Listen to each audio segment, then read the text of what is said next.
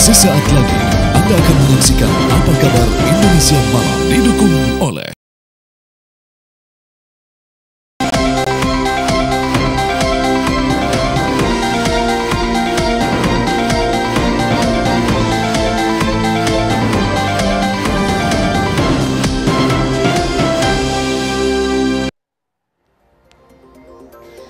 Assalamualaikum warahmatullahi wabarakatuh. Halo, selamat malam pemirsa. Apa kabar Anda hari ini? Apa kabar Indonesia Malam? Seperti biasa menemani istirahat malam hari Anda. Di Apa Kabar Indonesia Malam hari ini, pastinya saya dan juga Agita akan memberikan informasi yang sayang sekali jika Anda lewatkan. Dari sisi dialog, kita akan bahas mengenai sidang isbat pemirsa, yang mana akan diselenggarakan esok hari Minggu untuk penentuan awal Ramadan. Ini juga yang menemui sorotan. Perlukah kiranya sidang isbat dilakukan ataukah memang sudah dengan teknik tertentu sehingga jauh-jauh hari awal Ramadan sudah dipastikan pemirsa. Sementara itu informasi lainnya juga akan dikabarkan rekan saya Agita. Ada apa Agita? Ya, kita juga akan menghadirkan dialog pemirsa mengenai polemik yang kita ketahui bersama. Seorang bocah berusia 5 tahun ini tewas akibat dibunuh oleh ibu kandungnya sendiri di Bekasi, Jawa Barat. Yang menjadi pertanyaan adalah apa sebenarnya motif dari ibu kandung yang tega membunuh anaknya sendiri? Karena berdasarkan informasi, sang ibu ini menderita skizofrenia. Bahkan dia mengatakan mendapatkan bisikan goib sehingga membunuh anak kandungnya sendiri. Selengkapnya di Apa Kabar Indonesia Malam.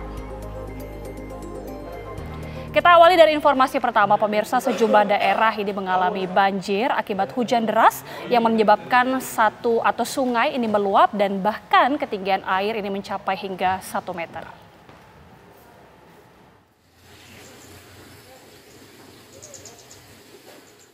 Bencana banjir di Kabupaten Cirebon, Jawa Barat menyisakan pedih yang mendalam.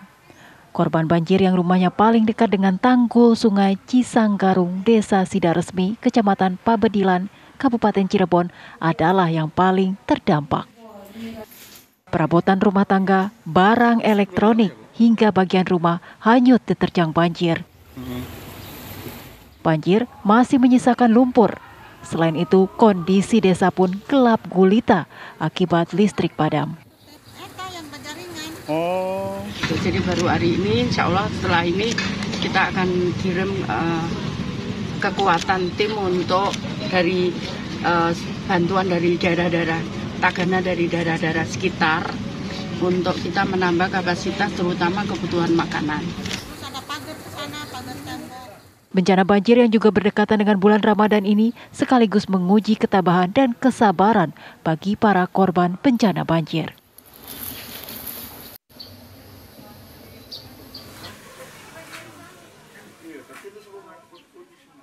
Ratusan rumah warga porak-poranda pasca banjir bandang menerjang Kampung Salo, Kota Kendari, Sulawesi Tenggara pada beberapa waktu lalu. Kondisi itu membuat warga di Kampung Salo terpaksa mengungsi di bangunan sekolah. Para pengungsi ini sangat membutuhkan pakaian, makanan, dan obat-obatan. Hingga hari ini tercatat ada 512 rumah di wilayah ini yang terkena dampak banjir dan sebagian besar rusak berat.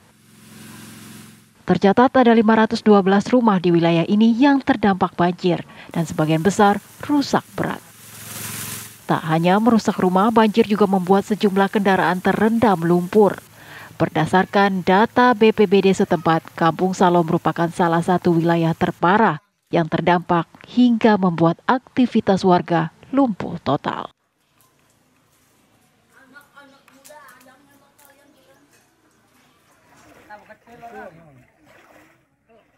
Hujan deras yang terjadi di wilayah pegunungan mengakibatkan Sungai Rejoso, Kabupaten Pasuruan, Jawa Timur meluap. Akibatnya pemukiman warga yang ada di sepanjang aliran sungai di 2 kecamatan yaitu Grati dan Rejoso terendam banjir.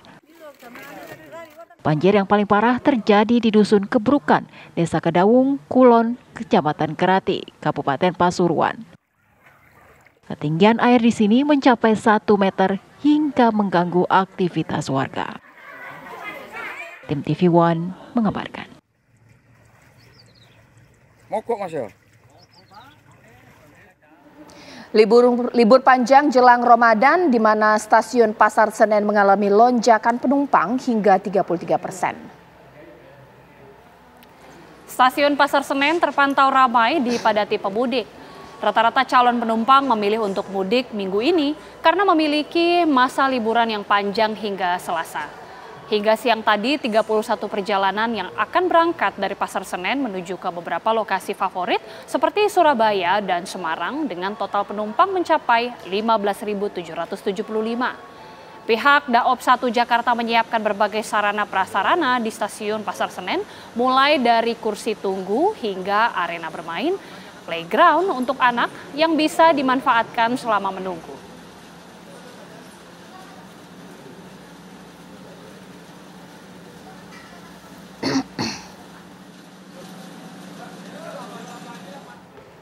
PT KAI Daop 6 Yogyakarta mulai membuka pemesanan tiket untuk 24 kereta api tambahan Lebaran.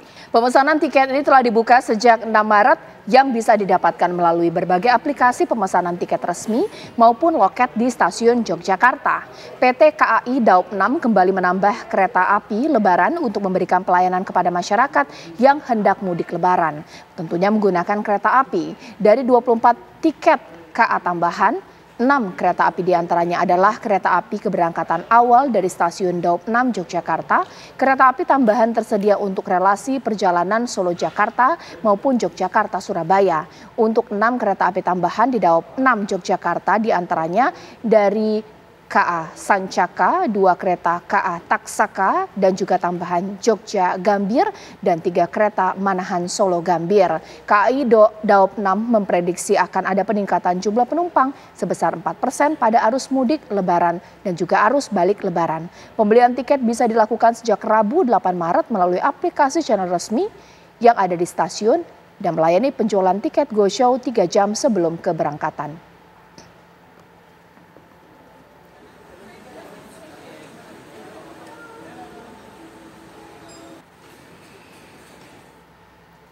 Sabtu sore, arus lalu lintas di kawasan Puncak Bogor, Jawa Barat ini berlakukan kebijakan sistem satu arah menuju Puncak, Jakarta. Arus lalu lintas dengan sistem satu arah ini mulai diberlakukan petugas Satlantas Polres Bogor selepas tengah hari tadi sekitar pukul 12.30 waktu Indonesia Barat. Ribuan kendaraan dari lokasi wisata Puncak mulai kembali menuju Jakarta maupun Bogor. Berbeda dengan arus balik pada hari libur biasa, pada libur panjang jelang Hari Raya Nyepi 11 Maret 2024, Senin pekan depan, dan 12 Maret 2024 yang diprediksi merupakan hari pertama puasa Ramadan yang menjadi libur panjang.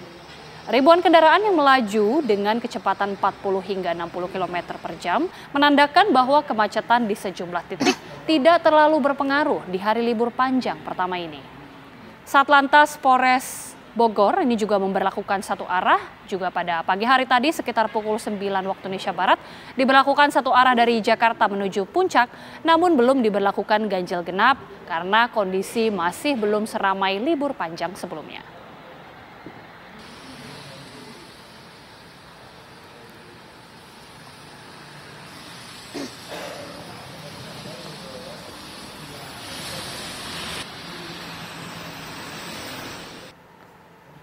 Bagaimana pantauan arus lalu lintas di Puncak Bogor, Jawa Barat? Kita akan langsung tanyakan kepada rekan Leo Chandra yang sudah berada di sana. Leo, seperti apa pantauan lalu lintas pada malam hari ini?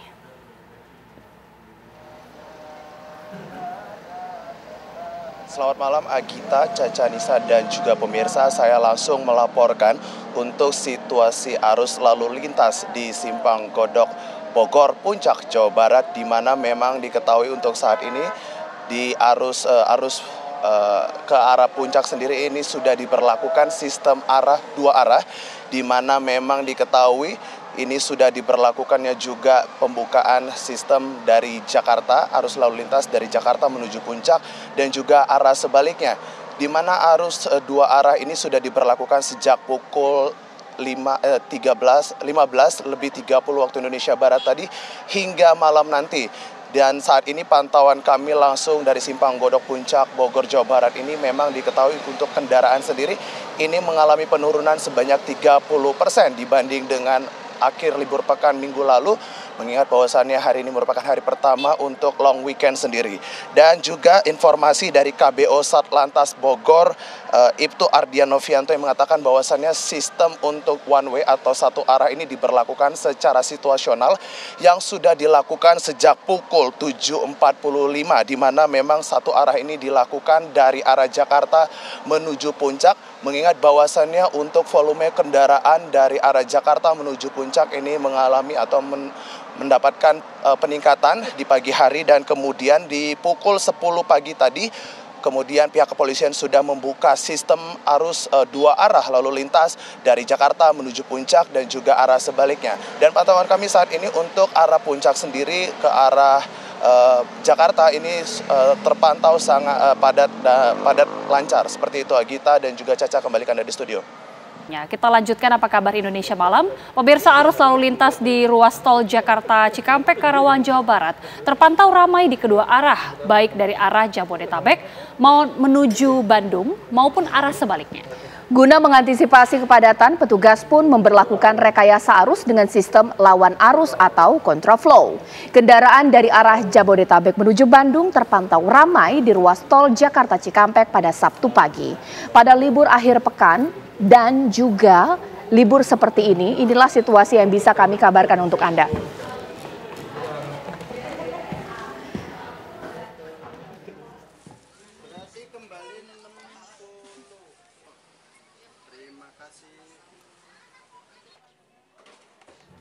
Kita ke informasi selanjutnya. Ini memasuki masa libur panjang akhir pekan, Hari Raya Nyepi dan juga cuti bersama. Arus lalu lintas di ruas tol Cipularang dari arah Jakarta, pemirsa menuju Bandung terpantau ramai, bahkan cenderung padat.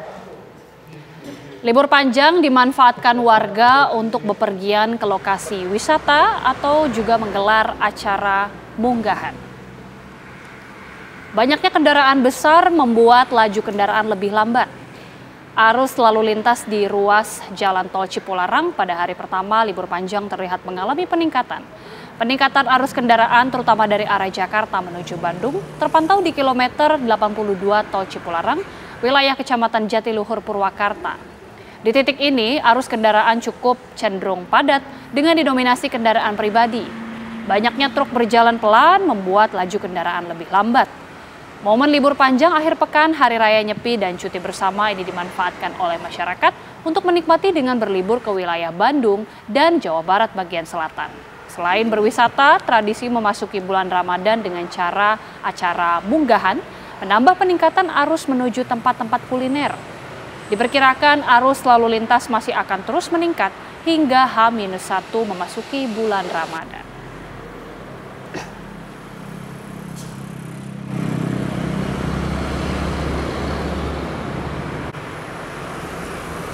Berikutnya, ribuan penumpang kapal hari ini memadati pelabuhan Parepare, Sulawesi Selatan. Ya, para penumpang umumnya warga yang hendak berkumpul bersama keluarga mereka, tentunya untuk menjalankan puasa pertama bersama dengan keluarga. Sekitar 1.200 penumpang tujuan Nunukan dan Samarinda, Kalimantan Timur, Sabtu siang memadati pelabuhan Parepare. Walau diwarnai dengan hujan, mereka tetap semangat menuju kapal yang akan memberangkatkan mereka. Ya, tentunya tradisi puasa pertama bersama dengan keluarga pun menjadi alasan para penumpang untuk dapat pulang menggunakan moda transportasi laut, khususnya kapal. Rencananya hari ini ada 3 kapal yang akan berangkat menuju berbagai pulau di Kalimantan seperti Nunukan, Samarinda, dan Balikpapan, Kalimantan Timur.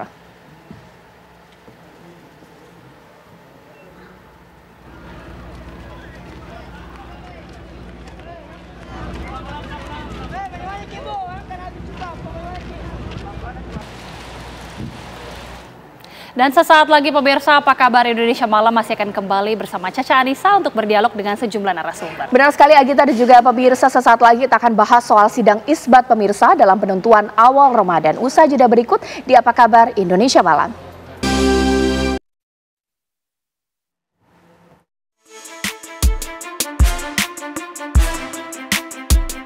Kementerian Agama akan menyelenggarakan sidang isbat pada hari Minggu 10 Maret 2024. Lewat sidang isbat tersebut, Kementerian Agama akan menetapkan kapan jatuhnya awal bulan Ramadan 1445 Hijriah. Dari hasil sidang isbat ini pun kerap menimbulkan perbincangan di masyarakat. Pasalnya, sering ditemui terjadinya perbedaan penetapan awal puasa antara pemerintah dan organisasi masa Islam. Saat ini, organisasi Muhammadiyah telah menetapkan tanggal 1 Ramadan 1445 Hijriah bertepatan pada 11 Maret 2024. Menurut Kementerian Agama, alasan pentingnya sidang isbat penentuan awal Ramadan, Syawal, dan Zulhijjah digelar untuk menjadi forum pengambilan keputusan bersama. Ini diperlukan sebagai bentuk kehadiran negara dalam memberikan acuan bagi umat Islam untuk mengawali puasa Ramadan dan berlebaran. Sementara itu, Sekretaris Umum PP Muhammadiyah Abdul Mu'ti meminta kepada Kemenak agar tidak menggelar lagi sidang isbat. Abdul Mu'ti menilai sidang isbat tak perlu digelar karena pergerakan bulan dan benda langit sudah bisa dihitung secara presisi di masa kini dalam menentukan waktu ibadah puasa Ramadan dan Hari Raya Idul Fitri. Apalagi, menurut Mu'ti, pemerintah RI telah menetapkan kriteria bulan baru Hijriah sesuai dengan ketetapan Menteri Agama Brunei, Indonesia, Malaysia, dan Singapura atau MABIMS dengan metode hisab atau penghitungan astronomi. Dalam kriteria MABIMS, bulan baru Hijriah ditetapkan apabila posisi bulan sudah berada minimal 3 derajat di atas ufuk dengan sudut elongasi minimal 6,4 derajat. Seperti diketahui, awal puasa Ramadan tahun ini berpotensi besar mengalami perbedaan. Pemerintah baru akan menentukan awal puasa Ramadan melalui sidang isbat yang dilakukan oleh Kementerian Agama pada 10 Maret 2024 besok. Lantas, bagaimana masyarakat menyikapi perbedaan awal Ramadan? Tim TV One mengabarkan.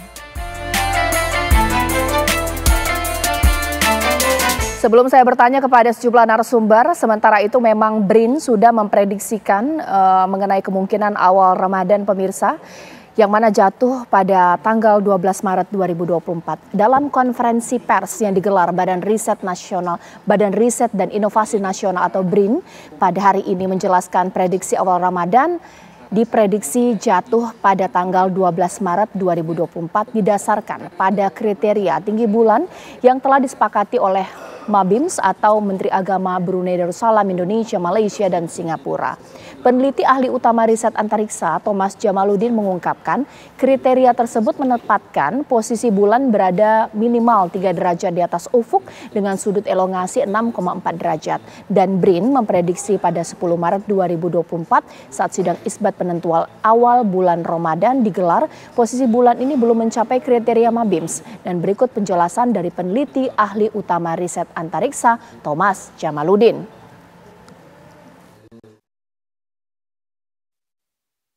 Ramadan itu berbeda. Di wilayah Indonesia itu secara umum masih terlalu rendah, bahkan di wilayah timur itu negatif posisi bulannya. Karena posisi bulan yang kritis seperti itu terlalu rendah, maka dengan menggunakan kriteria yang berbeda, keputusannya akan beda. Kriteria yang secara resmi diadopsi oleh pemerintah Indonesia dan diadopsi oleh ormas-ormas Islam itu tinggi minimal 3 derajat dan elongasi atau jarak pisah bulan dan matahari itu 6,4 derajat. Ini sudah disepakati di tingkat MABIMS ya, Menteri-Menteri Agama Brunei Darussalam, Indonesia, Malaysia, dan Singapura. Dan wilayah yang memenuhi kriteria 3 derajat, elongasi 6,4 derajat itu di benua Amerika. Di Asia Tenggara belum terpenuhi. Sehingga kemungkinan besar nanti hasil ru'yat pun tanggal 10 itu tidak ada yang berhasil. Sehingga diperkirakan walaupun secara hisab sebenarnya bisa dipastikan ya. Itu pada tanggal 10 saat maghrib itu tidak ada hilal yang terlihat dan belum memenuhi kriteria imkan ru'yat atau visibilitas hilal, sehingga awal Ramadan jatuhnya tanggal 12. Namun memang ada pihak atau ormas yang menggunakan kriteria yang berbeda, yaitu kriteria wujudul hilal. Jadi asal di wilayah Indonesia posisi bulan sudah di atas ufuk, dan itu memang terjadi pada tanggal 10 Maret itu. Di wilayah barat Indonesia posisi bulan memang sudah positif. Di Jakarta itu posisi bulan tingginya 0,7 derajat dan elongasinya sudah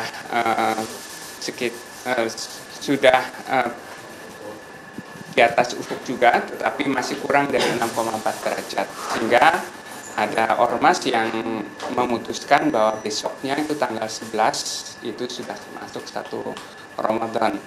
Jadi kalau dilihat dari prinsip kalender, perbedaan itu terjadi karena perbedaan kriteria dan juga perbedaan otoritas. Pemerintah mengumumkan pada sidang isbat, tetapi otoritas ormas, pimpinan ormasnya sudah mengumumkan lebih dahulu. Puasa pertama versi BRIN jatuh tanggal 12 Maret. Lantas bagaimana dengan versi Muhammadiyah, bahkan juga NU, dan bagaimana masyarakat menyikapinya? Memang bukan kali ini saja, jikalau memang kemungkinan kita akan berbeda dalam puasa pertama, memang bukan kali ini saja pemirsa. Tapi ketika ada wacana bahwa sidang isbat direkomendasikan untuk tidak dilaksanakan lagi, itulah yang akan saya bahas di Apa Kabar Indonesia malam hari ini. Di studio TV One sudah hadir, Assalamualaikum warahmatullahi wabarakatuh, Bapak M. Ziyad yang merupakan Ketua Lembaga Dakwah Khusus Muhammadiyah. Assalamualaikum Pak Ziyad. Waalaikumsalam warahmatullahi wabarakatuh. Saya masih menunggu pemirsa, ini narasumber saya mewakili PWNU DKI Jakarta, yakni Wakil Khatib Syuriah PWNU DKI Jakarta, Kiai Haji Taufik Damas. Tapi mungkin sekarang saya akan tanyakan kepada Pak Ziyad terlebih dahulu. Pak Ziyad, tadi kita sudah dengar versi BRIN tanggal 12. Kalau versi Muhammadiyah sudah diketahui hari Senin. Tapi apa patokannya? Apa alasannya? Ya, sebelumnya tadi saya disebut sebagai Ketua Lembaga Dakwah Khusus. Sekarang posisinya sebagai Ketua Lembaga Pembinaan Haji dan Umroh. Siap.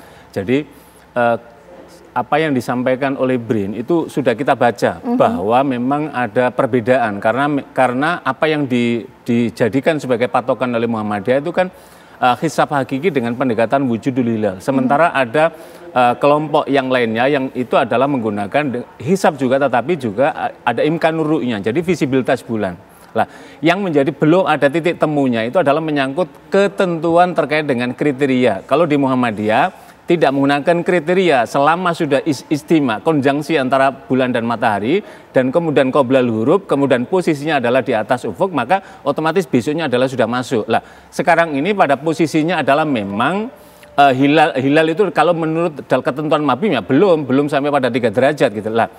Mengapa yang disampaikan misalkan usulan bukan kita ingin menggeser terkait dengan isbat, karena inilah yang kemudian sering menjadi pintu yang akhirnya kemudian ada kelompok yang merasa ini, kemudian kelompok yang ini, maka kemudian Pak Sekretaris Umum mengusulkan bagaimana kalau misalkan tidak ada isbat saja, sudah supaya tidak terjadi regimentasi agama, sehingga kemudian masyarakat diberikan ruang. Karena ini adalah yang biasa, sama-sama ijtihad. Apa yang dilakukan oleh Muhammadiyah juga produk ijtihad, apa yang dilakukan dalam konteks imkanur ru'yah juga produk ijtihad. Jadi sama-sama produk ijtihadnya. Oke, tapi sebenarnya karena kita sudah sering ya ada perbedaan mengenai awal Ramadan bahkan juga awal Lebaran. Apa urgensinya bahwa kita harus bersama di awal puasa? Bukankah kita sudah terbiasa untuk itu?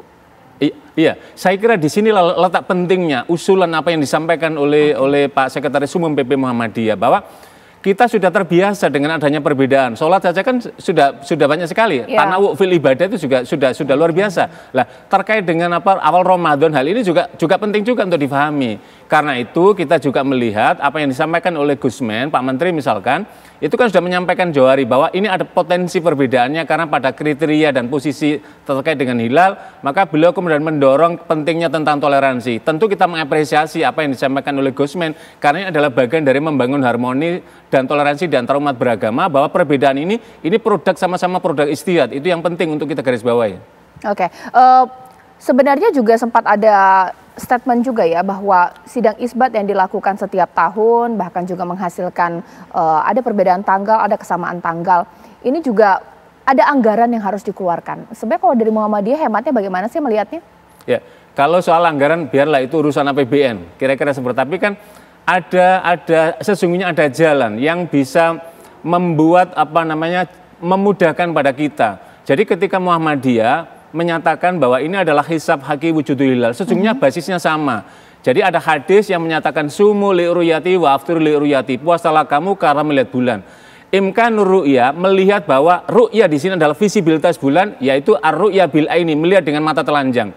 Sementara Muhammadiyah adalah ar-ru'ya bil ilmi, melihat dengan ilmu. Artinya adalah bahwa matahari beredar pada porosnya, bulan beredar pada porosnya, dan itu bisa kita hitung gitu loh. Bahkan kepastian. Termasuk juga waktu-waktu sholat kita ini kan mengikuti. Dan itu semua. Lah inilah yang saya kira menjadi penting untuk menjadi pemahaman kolektif keagamaan bangsa kita ini, bahwa ada titik temu di sini, dan inilah yang saya kira menjadi penting untuk Kementerian Agama untuk kedepannya adalah bagaimana mencari titik temu untuk menyatukan tentang metode. Selama metodenya belum menjadi kesepakatan, maka potensi perbedaan ini pasti akan terjadi karena satu menggunakan dengan dengan kriteria ulama mabim yaitu 3 derajat, satu menggunakan dengan pokoknya sudah masuk pada ketentuannya berapapun derajatnya, maka besok sudah masuk hilal baru. Ini adalah saya kira menjadi penting untuk mencari titik temunya yang seharusnya dijadikan dasar, dan saya kira bangsa kita ini sudah sangat dewasa sekali melihat terkait dengan perbedaan semacam ini.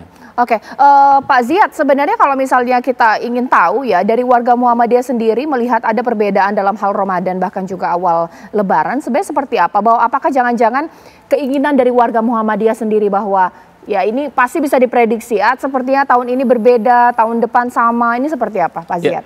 Ya kalau warga Muhammadiyah, karena sosialisasi kita terkait dengan metode ini dan kemudian kemudahan metode ini setelah juga bisa memastikan. Jadi salah satu dari visi ajaran agama itu kan mampu memprediksi, berkemajuan untuk melihat ke depannya. Lah, kita sudah bisa menentukan tahun sekian kalender jati kita Hijriah jatuh pada tanggal sekian-sekian, sehingga kita juga bisa melakukan perencanaan gitu loh. Lah, apa yang dilakukan oleh Muhammadiyah itu tidak hanya di Indonesia, Turki juga menggunakan dalam konteks yang sama misalkan. Bahkan sekarang ini misalkan bagaimana ketentuan yang terkait dengan metode hisab dengan wujud hal ini. Termasuk juga ulama ternama, Allahyarham misalkan, Syekh Yusuf Al-Qaradawi itu juga menggunakan dalam konteks ini ketika datang ke Indonesia, kemudian beliau menyampaikan bahwa hisab ini adalah tingkat dalam konteks akurasinya lebih memudahkan dan kemudian memberikan pemahaman kita untuk memprediksi dan sekaligus akurasinya. Oke, nanti saat lagi pemirsa, saya tampaknya akan berhasil tersambung dengan perwakilan dari PWNU untuk juga bertanya mengenai bagaimana versi dari PWNU pemirsa yang mengenai penentuan awal Ramadan. Bahkan ada masyarakat setiap isbat itu selalu penasaran, jadi kapan sih puasa pertamanya? Bahkan teman-teman saya juga sering bertanya seperti itu. Sesaat lagi di Apa Kabar Indonesia Malam. Kembali lagi di Apa Kabar Indonesia Malam. Nah, tampaknya saya sudah melihat di sini narasumber saya berikutnya, yakni Kiai Haji Taufik Damas, yakni Wakil Khatib Surya PWNU DKI Jakarta. Assalamualaikum, Pak Taufik Damas. Monggo Pak, silahkan Bapak. Assalamualaikum warahmatullahi wabarakatuh. Sehat Bapak? Masya Allah. Boleh bergeser sedikit sih Pak Ziyad. Baik, tadi Pak Kiai, saya tadi sudah bertanya kepada Pak Ziyad ya, bagaimana tanggapan Muhammadiyah mengenai penentuan awal Ramadan. Kemungkinan ada perbedaan, tapi masih ada kemungkinan akan bersama. Tanggapan dari PWNU seperti apa? Ya kalau dari NU beda penentuan soal awal Ramadan itu kan ini bukan hal yang baru gitu, udah beberapa kali terjadi sering gitu. Dan saya melihat masyarakat Indonesia sudah siap dengan perbedaan itu. Masyarakat Indonesia sudah biasa dengan perbedaan itu. Justru elit-elit ini yang saya ingin mengatakan kenapa harus berbeda gitu loh. Kenapa nggak mencontoh negara-negara lain yang bisa bersama gitu loh. Kayak di Mesir umpamanya, itu nggak ada perbedaan-perbedaan begitu gitu loh. Jadi kalau dari awal saya diminta untuk katakanlah bagaimana supaya masyarakat itu tidak ribut, tidak mempermasalahkan perbedaan ini. Saya yakin masyarakat Indonesia itu sudah siap dengan perbedaan itu. Justru yang jadi pertanyaan, kenapa para elit itu tidak mampu menentukan awal Ramadan itu bersama gitu loh. Kalau umpamanya secara normatif, perbedaan itu bisa dijelaskan karena yang satu pakai ru'yah, yang satu pakai hisab. Oke, itu dari dulu sudah terjadi perbincangan. Cuman kan masalahnya, kenapa sih nggak pernah duduk bareng gitu loh, supaya di Indonesia ini penentuan Ramadan, Idul Fitri, Idul Adha jadi satu gitu loh, nggak usah ada perbedaan gitu loh. Bisa kok kalau mau duduk bareng gitu loh. Gitu. Tapi kan Pak Kiai, bukankah dengan adanya dua metode tadi, ketika duduk bersama ada perbedaan secara aklamasi ditentukan untuk penentuan awal Ramadan? Ya kalau memang majority mengatakan belum dilihat hilalnya, ya tidak jadi kemudian. Itu dianggap yang paling adil versi pemerintah. Ini bagaimana tanggapannya? Ya sebetulnya memang gini loh. Itu kan ada kesepakatan antara penentuan soal derajat hilal. Penentuan tentang konjungsi, ijtima istilahnya itu. Nah itu kan sebetulnya bisa lah kemudian orang duduk bareng untuk menyemakati. Bukan cuma di Indonesia loh, di Brunei, Malaysia, Singapura itu ada MABIMS istilahnya itu. Menteri-menteri agama Brunei, Indonesia, Malaysia, Singapura itu bisa bersama-sama kemudian menentukan awal Ramadan, Idul Fitri atau Idul Adha bersama-sama. Kenapa di Indonesia itu harus ada perbedaan seperti itu gitu loh. Kenapa sih nggak berusaha untuk ayolah kita ini supaya umat nggak kemudian bingung gitu loh. Kita carilah jalan keluarnya supaya tetap bisa tidak usah ada perbedaan. Kalau menurut PWNU ataupun juga pribadi dari Pak Kiai sendiri, setuju tidak sidang isbat ditiadakan? Oh kalau itu saya tidak setuju. Kenapa? Karena begini, masalah sidang isbat itu kalau dilontarkan sudah tidak perlu diadakan, itu artinya yang digunakan hanya hisab. Jadi, yang digunakan hanya metode hisab. Sementara bagi orang NU yang dipakai adalah metode ru'yah gitu loh. Kalau tahu-tahu sidang isbat nggak perlu, sementara kita perlu ru'yah dulu karena ada ayatnya. Ru'yah ada ayatnya, hisab juga ada ayatnya gitu loh. Ada dalilnya masing-masing. Nah, disitulah kemudian ayo bersama-sama mencari jalan tengah antara metode ru'yah dan hisab ini gitu loh. Pak Ziyad, kalau kita di Indonesia untuk mencari tempat sholat Idul Fitri ataupun mungkin sholat tarawih pertama, gampang. Karena di Indonesia ini banyak masjid atau mungkin sekolah, lapangan, ruangan-ruangan yang bisa kita gunakan. Tapi bagaimana dengan umat muslim kita yang ada di luar negeri, yang mana kalau mengadakan sholat tarawih pertama, mereka harus booking tanggal. Dengan adanya kemungkinan perbedaan tanggal, pernah tidak sih ditemukan kasus-kasus seperti ini Pak Kiai? Kalau saudara-saudara kita di luar negeri misalkan konteks semacam ini kan mereka punya tempat juga yang menjadi persoalan mungkin pada sholat Idul Fitrinya dengan jumlah besar, sebab tarawih itu sendiri kan sunnah, sehingga sementara saudara-saudara kita di luar kan juga punya musola, punya masjid, ada komunitas-komunitas di negara yang memang di sana ada komunitas muslimnya kayak di Australia, di New Zealand misalkan juga ada dalam kaitan ini. Tetapi apa yang disampaikan oleh Pak Kiai tadi bahwa begini loh, apa yang menggunakan hisab, apa yang menggunakan ru'yah ini ada dalilnya. Ilatnya melihat. Misalkan tadi di awal kami menyampaikan Pak Yai bahwa ketika kawan-kawan yang imkanur ru'yah sumul ru'yah itu dilihat dengan ar-ru'yah bil aini, dengan mata telanjang. Yang hisab hakiki itu adalah ar-ru'yah bil ilmi, berarti dengan hisab, dengan perhitungan. Jadi ada dalilnya. Bahkan Muhammadiyah menggunakan suratnya adalah surat Yasin yang biasa dibaca oleh kawan-kawan dari yang menggunakan imkanur ru'yah.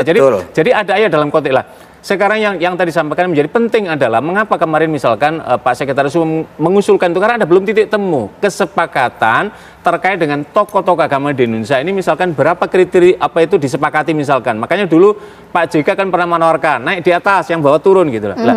Di Mabim sendiri kan juga terjadi naik turun kan, sebelumnya kriterianya berapa, turun menjadi 2, sekarang naik, jadi kan naik turun juga gitu loh. Jadi sekali lagi ini sama-sama produk ijtihad, karena itulah titik temunya adalah bagaimana mencarikan titik temu ini pada tingkatan metode apa yang disepakati ini gitu. Jadi bukan menghapuskan satu kemudian tidak lah. Negara itu harus hadir bagaimana memfasilitasi ini supaya misalkan kalau ingin kebersamaan dalam konteks itu sama, tetapi sesungguhnya saudara warga kita, masyarakat kita ini ada kedewasaan apa itu praktek beragama yang luar biasa ketika melihat ini ada dalil ini. Di luar ini juga bahkan kan banyak sekali, misalkan para jamaah-jamaah komunitas kecil misalkan 2 hari biasanya sebelum penentuan juga sudah ada. Jadi tetapi kan yang mainstream itu kan hisab, tapi kemudian ada visibilitas dengan imkanur ru'yah, hisab dengan wujudul hilal. Jadi pada titik ini, dan ini sekali lagi ini adalah absa dan ini adalah hasil ijtihad, sama-sama dihormati dalam konteks pemahaman keagamaan. Pak Kiai, bukan isbatnya ditiadakan, tapi adalah penentuan karakteristik bahkan juga kategori tadi yang sebenarnya kita belum sepakat. Jadi bagaimana? Ya, bukan karakteristik tapi kriteria. Itu memang. Nah, disitulah sebetulnya saya secara pribadi mengajak para elit itu, ayo duduk bareng, menentukan kriteria yang kira-kira bisa diterima bersama gitu loh. Ya, puasa Ramadan itu bukan ijtihad. Itu bagian dari maklum minad dini bid-darurah, sesuatu yang hukumnya sudah diketahui oleh di dalam agama secara pasti, yaitu wajib. Tapi soal awal Ramadan itu ijtihad karena ada dua metode, pertama hisab, yang kedua ru'yah. Nah, kalau yang pakai ru'yah itu nggak bisa menghilangkan isbat gitu loh. Jadi nggak gampang itu. Nah, cuman kemudian soal derajat hilal, konjuksi, imkanur ru'yah, visibilitas hilal. Nah, disitulah wilayah di mana para ulama, para elit ini duduk bareng untuk mencari jalan keluar supaya bagaimana caranya tidak terjadi perbedaan. Oh, kenapa sampai kalau sekarang umpamanya kok harus dipaksakan bersama? Loh, di negara lain bisa loh. Nggak ada perbedaan. Yang mayoritas muslim kayak di Mesir umpamanya nggak pernah ada perbedaan penentuan awal Ramadan atau Idul Fitri atau Idul Adha. Kenapa kita tidak katakanlah studi banding kepada mereka gitu loh. Gimana cara mereka itu tidak terjadi perbedaan begitu loh. Kenapa kita tidak mencontoh negara-negara yang sudah sepakat? Sementara kita selalu berbeda meskipun sidang ijma dikumpulkan dari berbagai elemen keagamaan. Seperti apa dalam Islam khususnya? Iya, kalau soal sidang isbat itu kan untuk konteks sekarang ini memang Muhammadiyah yang kelihatannya tidak setuju dengan sidang isbat itu. Karena memang kita tahu dan saya memaklumi kawan-kawan di Muhammadiyah itu menggunakan metode hisab. Metode hisab itu konstan, Mbak. Dan itu tidak apa ya, ada dalilnya juga. Kalau di dalam surah Yasin itu wal qamara qaddarnahu manazila hatta adakal urjunil qadim la syamsu yang bagilah antudrikal qamara walal lailu sabiqun nahar. Ada itu. Dalam surah Yunus juga ada ayat berapa gitu saya lupa, ayat ke-9. Jadi memang itu berdasarkan metode posisi geometris bumi, rembulan dan matahari. Jangankan awal Ramadan yang akan datang ini, awal Ramadan 10 tahun yang akan datang sudah bisa ditentukan pakai hisab itu. Ya, sesaat lagi nanti saya akan tanya lantas bagaimana nih masyarakat Indonesia menyikapi jika nanti ada perbedaan puasa pertama pemirsa atau Ramadan pertama. Mengingat ini kan tahun politik, sudah ada perbedaan pandangan mengenai pilihan politik. Harapannya bahwa Ramadan menyatukan umat muslim di Indonesia. Sesaat lagi.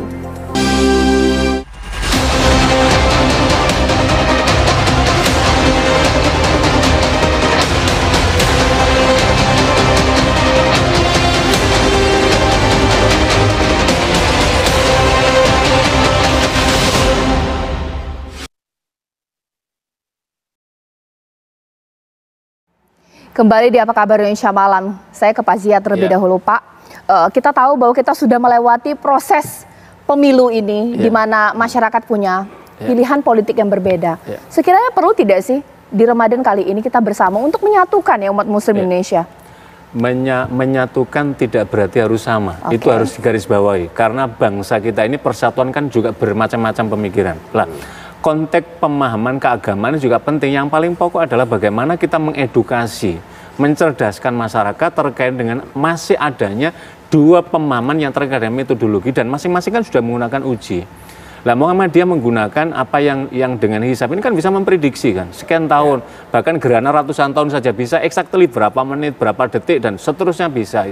Lah saya kira ini untuk ke depan ini menjadi penting, titik temu tokoh ini untuk melihat ke depan ini loh. Karena dan kawan-kawan yang misalkan di ru'yah ini kan juga sesungguhnya hatinya juga, hisabnya juga jalan toh. Ini posisi ini, sesungguhnya pilihan inilah.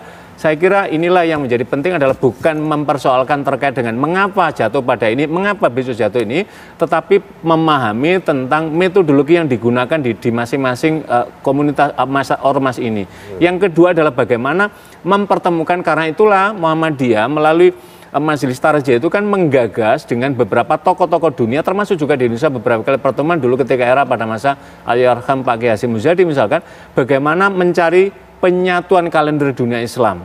Jadi yang kita satukan tidak hanya di Indonesia, tetapi dengan waktu Makkah dengan kita, waktu apalagi masih dalam satu malam. Karena di dalam ketentuan misalkan hisab penentuan itu kan juga ada beberapa mazhab di sana, pemikiran dalam makna. Selama masih ada penyatuan dunia Islam, jadi wilayatul hukminya. Kalau kita kan menganut wilayatul hukmi, satu kesatuan Indonesia, ujung barat sudah matlaknya sudah hilal wujud, ya udah sampai timur juga sama. Tetapi ada yang sampai tingkatan dunia, selama malamnya masih sama, maka dalam ini belum ada ketemu. Kenapa belum ketemu? Karena belum ada kalender dunia Islam yang satu. Inilah yang saya kira menjadi penting untuk ke depan, yang harus dirumuskan dalam rangka strategis untuk kehidupan keagamaan ke depannya ini. Saya kira ini yang menjadi titik poin penting sesungguhnya. Pak Kiai seperti apa? Ya betul, sama. Saya itu sebetulnya begini loh. Saya memahami pergerakan matahari, bulan, dan bumi ini kan sebetulnya konstan. Iya. Sesuai sunatullah itu. Sebetulnya tidak akan pernah bergeser. Karena kalau bergeser justru akan terjadi benturan gitu. Dan karena tidak bergeser itu, maka sebetulnya sudah bisa diprediksi. Cuman ada di dalam NU itu kita tetap berpegangan pada ru'yah itu, bukan cuma sekedar hisab, tapi ru'yah ayatnya ada, hadisnya ada. Ayatnya itu umpamanya faman syahida minkumus syahra falyasumhu, itu artinya barang siapa yang melihat hilal bulan Ramadan maka puasalah. Hadisnya umpamanya sumu li ru'yatihi au wa aftiru li ru'yatihi, puasalah karena melihat hilal, maksudnya awal Ramadan. Kemudian wa'aftiru, dan berbukalah, berhenti berpuasa karena melihat hilal bulan Syawal gitu loh. Nah, ini memang dua metode yang sepertinya tidak bisa dicarikan jalan keluar. Tapi menurut saya sebetulnya bisa. Tinggal bagaimana caranya orang-orang yang memahami itu secara harus berbeda. Enggak. Ini bisa kok dicari jalan keluar. Dan kita bisa belajar dari negara-negara yang mayoritas muslim, yang kemudian menentukan awal Ramadan atau awal Idul Fitrinya ternyata nggak beda tuh, sama gitu. Oke, kita tidak tahu ya Pak Ziyad ya, apakah nanti di Ramadan kali ini akan berbeda atau sama. Jikalau memang berbeda, apa yang harus dilakukan oleh umat muslim menyikapinya? Ini nasihat seperti apa? Supaya ada sedikit toleransi juga ya, mau ikut pemerintah, mau ikut Muhammadiyah, ini seperti apa? Ya, kalau terkait tahun ini, insya Allah dapat dinyatakan bahwa ada perbedaan, karena posisi hilalnya di atas ufuknya itu adalah memang derajatnya masih rendah. Bagi yang berhaluan mabim 3 ini belum ke kriteria itu, sehingga otomatis ini ada potensi perbedaannya tinggi lah. Yang perlu kita edukasi pada masyarakat adalah bukan saling menyalahkan. Ini yang salah, ini yang benar. Dua-duanya dasar istihad. Dua-duanya berbasis pada dalil Al-Quran, surat Yunus dan surat Yasin. Dalil berdasarkan hadis Nabi sumul ru'yati. Ru'yah tadi juga ada ilatnya. Inna ummatun ummiyatun la naktubu wala naksubu. Kami adalah umat yang ummi, tidak bisa menulis dan tidak bisa menghitung, karena itu kemudian ru'yah. Jadi sama-sama ada dalilnya. Maka yang paling pokok adalah bagaimana kita memunculkan saling pengertian, saling menghargai, saling toleransi. Dan inilah yang kemarin Gusmen sudah menyampaikan di beberapa poin konferensi ketika di Kementerian Agama dalam event acara apa itu saya lupa persisnya, tetapi menyampaikan dalam konteks keagamaan yang semacam ini juga perlu ditumbuhkan adanya sikap toleransi dan saling menghargai lah. Masyarakat kita ini sangat dewasa Mbak Caca terkait dengan semacam ini, karena ini sekali lagi ini bukan yang pertama, sudah berkali-kali. Bahkan kayak misalkan nanti hari raya pasti insya Allah sama, nanti tahun depannya sama, nggak ada perbedaan, sudah bisa diprediksi gitu lah. Baru putaran sekian tahun sekali karena menyangkut kriteria tadi. Jadi yang terpenting adalah bagaimana kita memiliki kedewasaan dalam praktek beragama dan kemudian toleransi, saling menghargai di antara sesama umat beragama dan antar umat beragama. Sekaligus juga Mbak Caca jangan salah, ini nanti awal ini adalah bersama dengan saudara kita agama lain yang merayakan Hari Raya Nyepi. Ini juga menjadi pesan moral kita semua untuk saling menghargai dan saling menghormati antar sesama umat beragama dan internal umat beragama. Oke Pak Kiai, sebenarnya ini apa ya ibaratnya ya, sering diucapkan oleh masyarakat Indonesia jikalau memang kemungkinan puasa kita berbeda. Ikut Muhammadiyah atau ikut pemerintah ya sudah ikut pemerintah saja. Nanti kalau salah dosanya ke pemerintah. Itu seperti apa Pak? Ya, saya hanya begini. Pertama, saya yakin betul bahwa masyarakat Indonesia sudah siap dengan perbedaan itu. Biasa, nggak ada masalah kok di tengah masyarakat perbedaan itu. Walaupun kemudian kalau dihitung memang akhirnya banyak yang ikut pemerintah. Ya kayak Tahun lalu tuh Idul Fitri kan, Muhammadiyah lebih awal, kemudian keputusan pemerintah itu hari selanjutnya. Itu di Idul Fitri pertama sepi itu. Nah baru di Idul Fitri yang selanjutnya. Idul Adha kemarin baru kita banyak Muhammadiyah. Iya. Sekarang sama ya. Iya, artinya ini sih bukan soal banyak-banyak kan, betul, bukan, iya. bukan. Artinya perbedaan ini menjadi Maksud biasa. saya, masyarakat tuh sudah siap dengan perbedaan. Tinggal bagaimana elit ini berpikir duduk bareng. Gimana sih caranya supaya nggak beda? Jangan bilang, oh nggak bisa, nggak bisa. Negara lain bisa kok yang mayoritas muslim gitu loh. Seperti Mesir umpamanya bisa. Jangan contoh Saudi lah, kalau Saudi kan memang kerajaan gitu loh. Jadi gini, supaya tidak putar-putar. Jadi menurut Pak Kiai, kenapa elit kita tidak bisa bersama? Apakah ada egosentrisme ataukah ada nuansa tertentu dalam tanda kutip? Saya tidak mau mengatakan itu, cuman bagaimana orang itu kembalilah kepada semangat keberagamaan yang hakiki, gitu loh. Bahwa agama ini adalah untuk mendamaikan, untuk menyatukan. Maka hal-hal yang seharusnya bisa disamakan, jangan dibeda-bedakan gitu loh. Sesuatu yang beda ya juga jangan disama-samakan. Nah dalam konteks menentukan hari raya awal Ramadan, Idul Fitri, Idul Adha, bagi saya sebetulnya bisa kok diupayakan dengan cara kita musyawarah bagaimana caranya supaya tidak terjadi perbedaan. Jangan pernah bilang nggak bisa gitu loh. Iya, optimis ya. Kalau Pak Ziyad seperti apa? Bisa dengan melalui kesepakatan terkait dengan astronomi Islam tadi itu. Jadi bagaimana menyatukan kalender Islam dan nanti kalau Indonesia yang bisa memprakarsai akan menjadi pijakan dunia Islam gitu. Ketika ini bisa, maka semuanya juga akan bisa lah.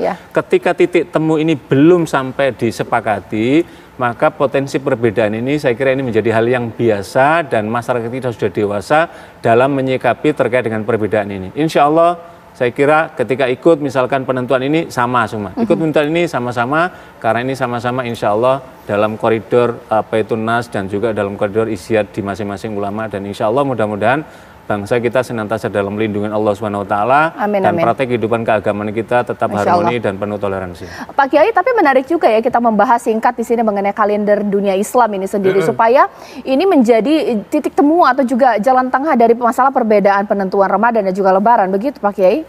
Ya sebetulnya itu sesuatu yang sangat mudah, cuman kalau dalam penentuan Ramadan, Idul Fitri, Idul Adha itu yang bikin ribut. Padahal di bulan-bulan yang lain biasa-biasa aja itu. Betul. Penentuan bulan bulan Muharram apa dan lain sebagainya biasa-biasa aja gitu. Harusnya kalau orang itu konsisten dengan ingin berbeda karena metodenya berbeda, itu setiap awal bulan tuh ribut gitu loh.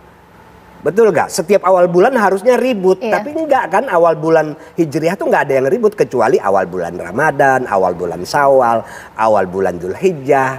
Kenapa ributnya di awal-awal itu, yang lain nggak ribut? Artinya sebetulnya juga awal bulan Ramadan, awal bulan Syawal, awal bulan Dzulhijjah nggak perlu diributin, bisa dicari jalan keluar bersama. Masya Allah, gitu. Masya Allah. Terima kasih Pak Kiai, Pak Ziyad, terima kasih. Ini kita tunggulah bagaimana nanti sidang isbat yang akan digelar esok hari pemirsa, penentuan awal Ramadan. Kita puasanya Senin atau Selasa, jawabannya besok hari Minggu. Sesaat lagi rekan saya Agita sudah siap dengan informasi penting. Agita, ada apa ya sesaat lagi? Iya, Caca dan juga pemirsa, sesaat lagi kami akan menghadirkan informasi mengenai peristiwa tewasnya seorang anak usia 5 tahun yang dibunuh dengan sadis oleh ibu kandungnya sendiri, pemirsa. Yang menjadi pertanyaan adalah, benarkah ibu ini menderita skizofrenia ataupun gangguan jiwa? Namun kita akan bahasnya usai jeda, pemirsa, tetaplah bersama kami. Pemirsa, 20 orang korban jiwa pasca banjir dan longsor menimpa Kabupaten Pesisir Selatan, Sumatera Barat. 6 orang masih dalam pencarian oleh tim SAR Pesisir Selatan. Pasca banjir bandang melanda Kabupaten Pesisir Selatan, Sumatera Barat, setidaknya 20 orang menjadi korban. 14 korban telah ditemukan dalam kondisi meninggal dunia, sedangkan 6 orang lainnya masih dalam proses pencarian tim SAR. Korban yang ditemukan pertama di Kecamatan Lengayang, yaitu 1 orang balita. Sementara di Langgai Surantih ada 10 orang korban jiwa dan baru ditemukan 6 orang di Tarusan, di mana tim menemukan 7 orang korban. Sementara proses evakuasi sopir pengemudi mobil yang mobilnya terseret banjir masuk ke dalam sungai Batang Tarusan, di mana kondisi korban terjepit di bagian depan mobil. Sejumlah petugas tim SAR dan dibantu masyarakat setempat ini berjibaku untuk melakukan evakuasi korban di tengah derasnya arus sungai. Saat ini tim SAR Pesisir Selatan masih melakukan pencarian korban yang dilaporkan hilang oleh masyarakat saat kejadian banjir bandang dan longsor yang menimpa Kabupaten Pesisir Selatan.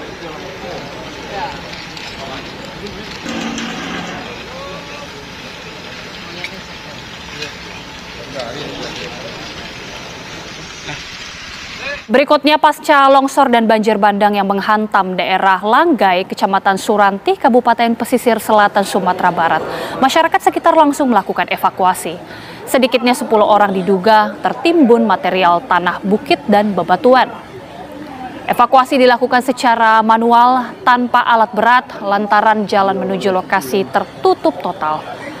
Puluhan masyarakat Kampung Langgai, Nagari, Gantiang, Mudiak Utara, Surantiah, Kecamatan Sutra, Pesisir Selatan melakukan evakuasi warganya yang menjadi korban bencana banjir bandang dan tanah longsor. Menggunakan alat sederhana, satu persatu gundukan tanah dan bebatuan, serta tumpukan kayu balok, diperiksa untuk menemukan keberadaan korban yang tertimpa material saat berada di dalam rumah. Meski menggunakan cara manual dengan menggali material, satu korban berhasil ditemukan. Dari 10 korban yang tertimbun material banjir bandang dan longsor tersebut, 2 orang korban telah berhasil ditemukan masyarakat. Namun untuk mengevakuasi korban lainnya, petugas kesulitan menembus lokasi yang tertutup total akibat longsor di jalan masuk lokasi.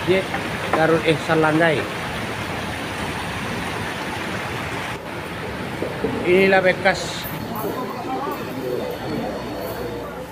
Puluhan kendaraan roda 4 terjebak di material banjir bandang dan longsor di Kecamatan Koto 11 Tarusan, Kabupaten Pesisir Selatan, Sumatera Barat. Mobil-mobil tersebut terbenam material lumpur di tengah jalan raya saat hujan lebat yang disertai banjir bandang yang terjadi Kamis sore lalu. Mobil-mobil ini terjebak saat luapan banjir bandang menerobos jalan raya dan merendam kendaraan yang sedang mengalami kemacetan dengan ketinggian hingga 50 cm. Mobil itu pun tak bisa lagi bergerak sehingga demi keselamatan, para penumpang harus turun dan meninggalkan mobil mereka. Di Kabupaten Pesisir Selatan sendiri terdapat kurang lebih 20 titik longsoran akibat banjir bandang yang terjadi. Peristiwa ini juga memakan korban jiwa yang berjumlah 10 orang yang diduga tertimbun material banjir bandang atau biasa disebut galodo. Kondisi ini diperparah oleh cuaca yang terus-menerus memburuk dan juga hujan yang turun di daerah tersebut. Hingga saat ini, mobil yang terjebak ini masih belum bisa dievakuasi karena dibutuhkan alat berat untuk menyingkirkan material lumpur, batu, dan juga kayu.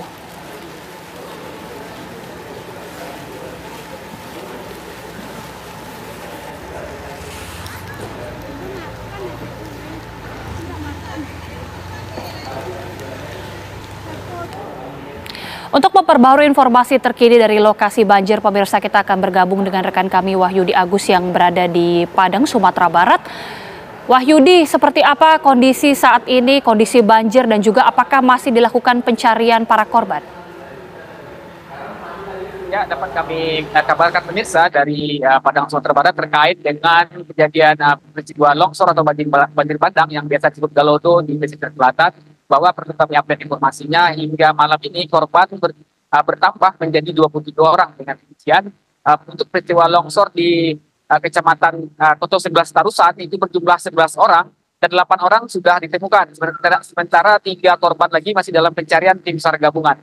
Kemudian untuk di Langgai, Kabupaten Pesisir Selatan di Kecamatan Sutra, korban yang berjumlah diketahui berjumlah 10 orang sudah ditemukan, 6 orang korban dan 4 korban lagi masih ditemukan. Kemudian tidak hanya di situ, di Kecamatan Lengayang juga terdapat 1 orang korban yang merupakan seorang balita dan sudah ditemukan. Kemudian korban yang terakhir adalah yang diketahui berasal dari Nagari Lumpuh, Kecamatan Bayang, berjumlah 1 orang korban. Nah, total korban keseluruhan itu adalah 23 dan sudah beberapa orang juga sudah ditemukan dari pasca longsor yang terjadi di Kabupaten Pesisir Selatan sendiri. Nah, sementara itu untuk jalur dari Padang menuju ke Painan sendiri sudah perlahan sudah mulai dibuka dengan dilakukan pembersihan menggunakan alat berat, yaitu pukul 4 sore tadi sudah bisa dilalui meski dalam keadaan kondisi buka tutup, namun pengendara juga diminta untuk berhati-hati melalui jalur tersebut di mana sisa endapan lumpur maupun tanah yang menutup badan jalan hingga 50 cm itu sudah disingkirkan ke pinggir jalan meski belum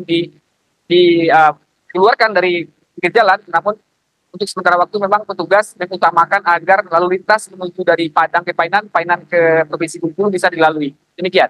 Baik, artinya masih ada berapa korban lagi yang masih dinyatakan hilang dan bagaimana kemudian upaya dari petugas untuk terus mencari para korban? Apakah ada kendala yang ditemui?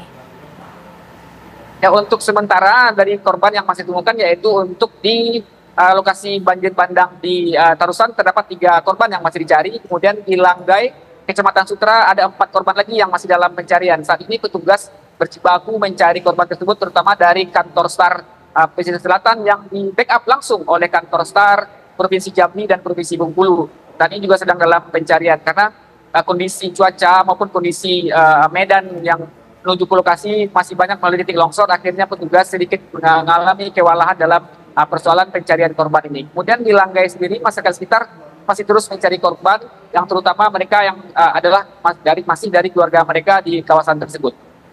Baik, kita mengharapkan korban ini bisa segera ditemukan. Terima kasih Wahyudi, informasi langsung dari Padang, Sumatera Barat. Selamat bertugas kembali dan jaga selalu keselamatan Anda. Pemirsa, jalan penghubung antar desa Cipakem Mekarsari Kabupaten Kuningan, Jawa Barat terputus setelah diguyur hujan deras seharian pada Selasa malam yang lalu. Akibatnya sejumlah kendaraan roda 2 maupun roda 4 yang akan beraktivitas tidak bisa melintas. Seperti inilah pemirsa jalan putus di Desa Cipakem, Kecamatan Maleber, Kabupaten Kuningan, Jawa Barat.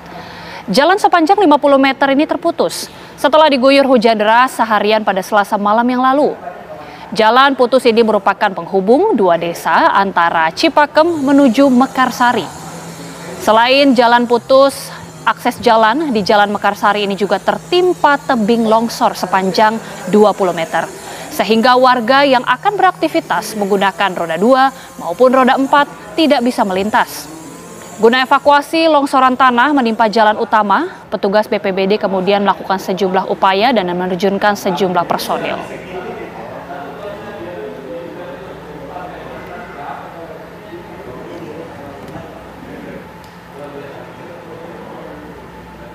Sesaat lagi Apa Kabar Indonesia Malam masih akan menghadirkan sejumlah narasumber pemirsa untuk berdialog mengenai apa sebenarnya penyebab dari seorang ibu kandung yang tega membunuh anak kandungnya sendiri yang masih berusia 5 tahun.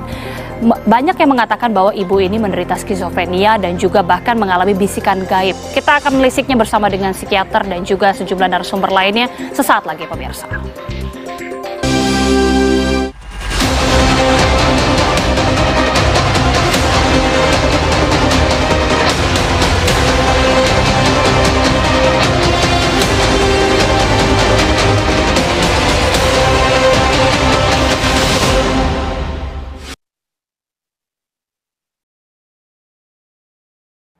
Kembali di Apa Kabar Indonesia Malam, saya ke Pak Zia terlebih dahulu Pak. Kita tahu bahwa kita sudah melewati proses pemilu ini di mana masyarakat punya pilihan politik yang berbeda. Sekiranya perlu tidak sih di Ramadan kali ini kita bersama untuk menyatukan ya umat muslim Indonesia? Menyatukan tidak berarti harus sama, itu harus digarisbawahi. Karena bangsa kita ini persatuan kan juga bermacam-macam pemikiran. Lah, konteks pemahaman keagamaan juga penting. Yang paling pokok adalah bagaimana kita mengedukasi, mencerdaskan masyarakat terkait dengan masih adanya 2 pemahaman yang terkait dengan metodologi dan masing-masing kan sudah menggunakan uji. Lah Muhammadiyah menggunakan apa yang dengan hisab ini kan bisa memprediksi kan sekian tahun, bahkan gerhana ratusan tahun saja bisa exactly berapa menit, berapa detik dan seterusnya bisa. Lah saya kira ini untuk ke depan ini menjadi penting titik temu tokoh ini untuk melihat ke depan ini loh.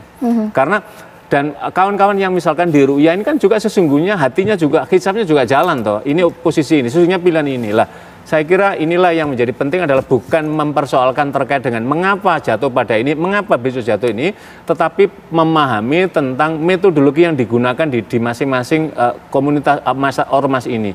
Yang kedua adalah bagaimana mempertemukan, karena itulah Muhammadiyah melalui Majelis Tarjih itu kan menggagas dengan beberapa tokoh-tokoh dunia, termasuk juga di Indonesia beberapa kali pertemuan dulu ketika era pada masa Allahyarham Pak Kiai Hasyim Muzadi misalkan, bagaimana mencari penyatuan kalender dunia Islam. Jadi yang kita satukan tidak hanya di Indonesia, tetapi dengan waktu Makkah, dengan kita, waktu apalagi masih dalam satu malam. Karena di dalam ketentuan misalkan hisab, penentuan itu kan juga ada beberapa mazhab di sana, pemikiran dalam makna. Selama masih ada penyatuan dunia Islam, jadi wilayatul hukminya. Kalau kita kan menganut wilayatul hukmi, satu kesatuan Indonesia. Ujung barat sudah matlaknya sudah hilal wujud, ya udah sampai timur juga sama. Tetapi ada yang sampai tingkatan dunia, selama malamnya masih sama, maka dalam ini belum ada ketemu. Kenapa belum ketemu? Karena belum ada kalender dunia Islam yang satu. Inilah yang saya kira menjadi penting untuk ke depan, yang harus dirumuskan dalam rangka strategis untuk kehidupan keagamaan ke depannya ini. Saya kira ini yang menjadi titik poin penting sesungguhnya. Pak Kiai seperti apa? Ya betul, sama. Saya itu sebetulnya begini loh. Saya memahami pergerakan matahari, bulan, dan bumi ini kan sebetulnya konstan. Iya. Sesuai sunatullah itu. Sebetulnya tidak akan pernah bergeser. Karena kalau bergeser justru akan terjadi benturan gitu. Dan karena tidak bergeser itu, maka sebetulnya sudah bisa diprediksi. Cuman ada di dalam NU itu kita tetap berpegangan pada ru'yah itu, bukan cuma sekedar hisab, tapi ru'yah ayatnya ada, hadisnya ada. Ayatnya itu umpamanya faman syahida minkumus syahra falyasumhu, itu artinya barang siapa yang melihat hilal bulan Ramadan maka puasalah. Hadisnya umpamanya sumu li ru'yatihi au wa aftiru li ru'yatihi, puasalah karena melihat hilal, maksudnya awal Ramadan. Kemudian wa'aftiru, dan berbukalah, berhenti berpuasa karena melihat hilal bulan Syawal gitu loh. Nah, ini memang dua metode yang sepertinya tidak bisa dicarikan jalan keluar. Tapi menurut saya sebetulnya bisa. Tinggal bagaimana caranya orang-orang yang memahami itu secara harus berbeda. Enggak. Ini bisa kok dicari jalan keluar. Dan kita bisa belajar dari negara-negara yang mayoritas muslim, yang kemudian menentukan awal Ramadan atau awal Idul Fitrinya ternyata nggak beda tuh, sama gitu. Oke, kita tidak tahu ya Pak Ziyad ya, apakah nanti di Ramadan kali ini akan berbeda atau sama. Jikalau memang berbeda, apa yang harus dilakukan oleh umat muslim menyikapinya? Ini nasihat seperti apa? Supaya ada sedikit toleransi juga ya, mau ikut pemerintah, mau ikut Muhammadiyah, ini seperti apa? Ya. Kalau terkait tahun ini, insya Allah dapat dinyatakan bahwa ada perbedaan. Karena posisi hilalnya di atas ufuknya itu adalah memang derajatnya masih rendah. Bagi yang berhaluan mabim 3, ini belum ke kriteria itu, sehingga otomatically ini ada potensi perbedaannya tinggi lah. Yang perlu kita edukasi pada masyarakat adalah bukan saling menyalahkan. Ini yang salah, ini yang benar. Dua-duanya dasar ijtihad. Dua-duanya berbasis pada dalil Al-Quran, surat Yunus dan surat Yasin. Dalil berdasarkan hadis Nabi sumuli ru'yati. Ru'yah tadi juga ada ilatnya. Inna ummatun ummiyatun la naktubu wala naksubu. Kami adalah umat yang ummi, tidak bisa menulis dan tidak bisa menghitung, karena itu kemudian ru'yah. Jadi sama-sama ada dalilnya. Maka yang paling pokok adalah bagaimana kita memunculkan saling pengertian, saling menghargai, saling toleransi. Dan inilah yang kemarin Gusmen sudah menyampaikan di beberapa poin konferen ketika di Kementerian Agama dalam event acara apa itu saya lupa persisnya, tetapi menyampaikan dalam konteks keagamaan yang semacam ini juga perlu ditumbuhkan adanya sikap toleransi dan saling menghargai. Masyarakat kita ini sangat dewasa Mbak Caca terkait dengan semacam ini, karena ini sekali lagi ini bukan yang pertama, sudah berkali-kali. Bahkan kayak misalkan nanti hari raya pasti insya Allah sama, nanti tahun depannya sama, nggak ada perbedaan, sudah bisa diprediksi gitu loh. Baru putaran sekian tahun sekali karena menyangkut kriteria tadi. Jadi yang terpenting adalah bagaimana kita memiliki kedewasaan dalam praktek beragama dan kemudian toleransi, saling menghargai di antara sesama umat beragama dan antar umat beragama. Sekaligus juga Mbak Caca jangan salah, ini nanti awal ini adalah bersama dengan saudara kita agama lain yang merayakan Hari Raya Nyepi. Ini juga menjadi pesan moral kita semua untuk saling menghargai dan saling menghormati antar sesama umat beragama dan internal umat beragama. Oke Pak Kiai, sebenarnya ini apa ya ibaratnya ya, sering diucapkan oleh masyarakat Indonesia kalau jikalau memang kemungkinan puasa kita berbeda. ikut Muhammadiyah atau ikut pemerintah ya? Ya sudah ikut pemerintah saja. Nanti kalau salah dosanya ke pemerintah. Itu seperti apa Pak? Ya, Kiai? saya hanya begini. Pertama, saya yakin betul bahwa masyarakat Indonesia sudah siap dengan perbedaan itu. Biasa, nggak ada masalah kok di tengah masyarakat perbedaan itu. Walaupun kemudian kalau dihitung memang akhirnya banyak yang ikut pemerintah. Ya kayak tahun lalu tuh Idul Fitri kan, Muhammadiyah lebih awal, kemudian keputusan pemerintah itu hari selanjutnya. Itu di Idul Fitri pertama sepi itu. Nah baru di Idul Fitri yang selanjutnya. Idul Adha kemarin baru kita banyak Muhammadiyah. Iya. Karena sama ya. Iya, artinya ini sih bukan soal banyak-banyak kan, bukan. Artinya perbedaan ini menjadi biasa. Maksud saya, masyarakat tuh sudah siap dengan perbedaan.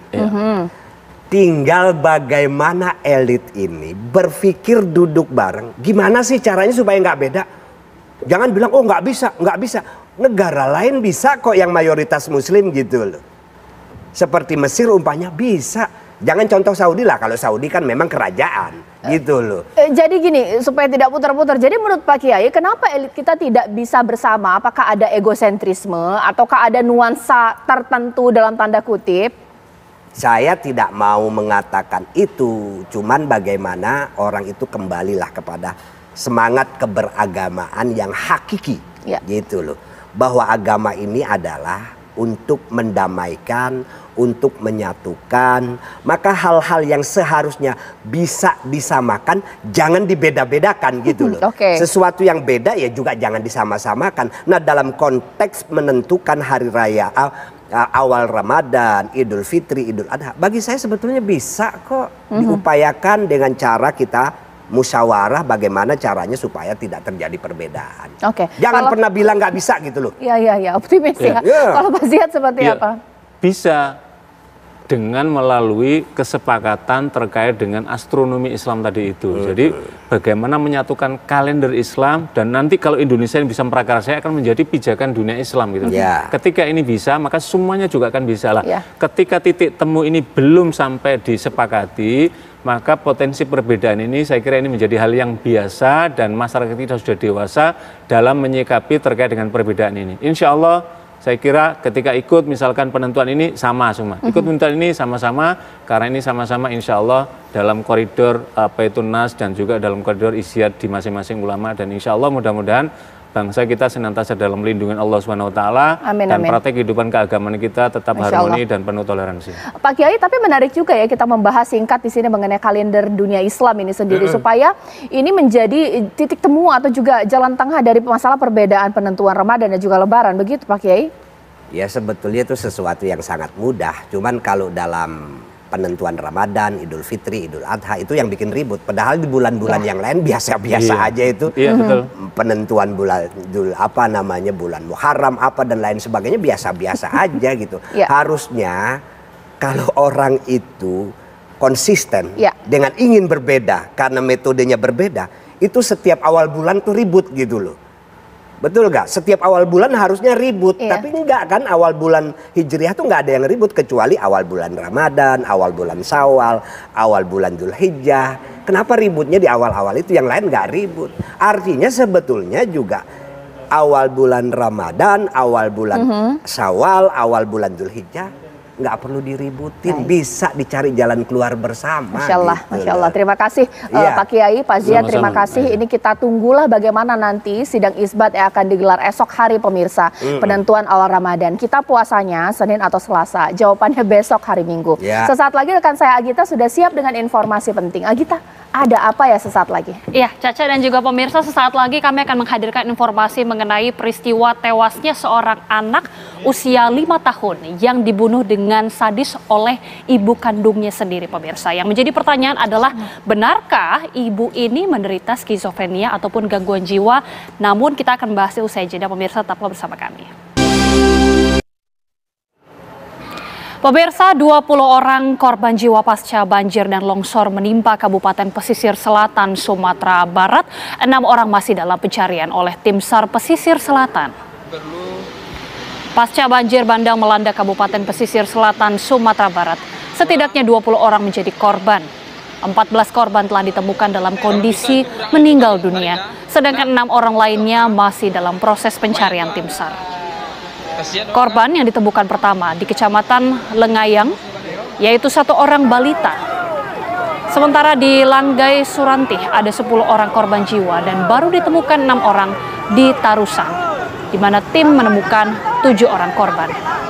Sementara proses evakuasi sopir pengemudi mobil yang mobilnya terseret banjir masuk ke dalam Sungai Batang Tarusan, di mana kondisi korban terjepit di bagian depan mobil. Sejumlah petugas tim SAR dan dibantu masyarakat setempat ini berjibaku untuk melakukan evakuasi korban di tengah derasnya arus sungai. Saat ini tim SAR Pesisir Selatan masih melakukan pencarian korban yang dilaporkan hilang oleh masyarakat saat kejadian banjir bandang dan longsor yang menimpa Kabupaten Pesisir Selatan.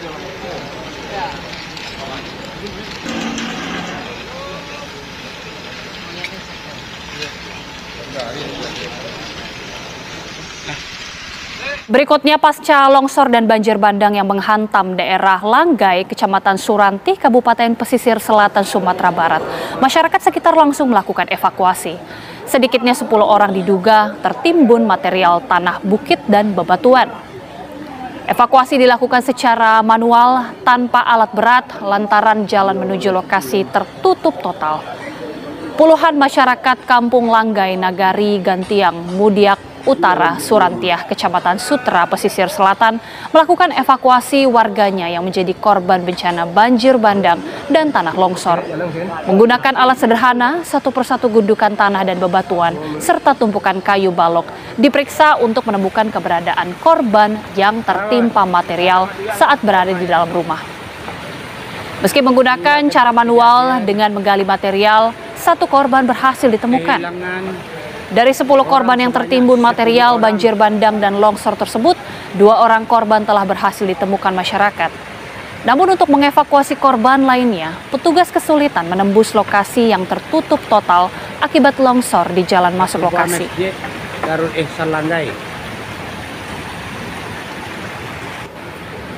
Inilah bekas. Puluhan kendaraan roda 4 terjebak di material banjir bandang dan longsor di Kecamatan Koto 11 Tarusan, Kabupaten Pesisir Selatan, Sumatera Barat. Mobil-mobil tersebut terbenam material lumpur di tengah jalan raya saat hujan lebat yang disertai banjir bandang yang terjadi Kamis sore lalu. Mobil-mobil ini terjebak saat luapan banjir bandang menerobos jalan raya dan merendam kendaraan yang sedang mengalami kemacetan dengan ketinggian hingga 50 cm. Mobil itu pun tak bisa lagi bergerak sehingga demi keselamatan, para penumpang harus turun dan meninggalkan mobil mereka. Di Kabupaten Pesisir Selatan sendiri terdapat kurang lebih 20 titik longsoran akibat banjir bandang yang terjadi. Peristiwa ini juga memakan korban jiwa yang berjumlah 10 orang yang diduga tertimbun material banjir bandang atau biasa disebut galodo. Kondisi ini diperparah oleh cuaca yang terus-menerus memburuk dan juga hujan yang turun di daerah tersebut. Hingga saat ini, mobil yang terjebak ini masih belum bisa dievakuasi karena dibutuhkan alat berat untuk menyingkirkan material lumpur, batu, dan juga kayu.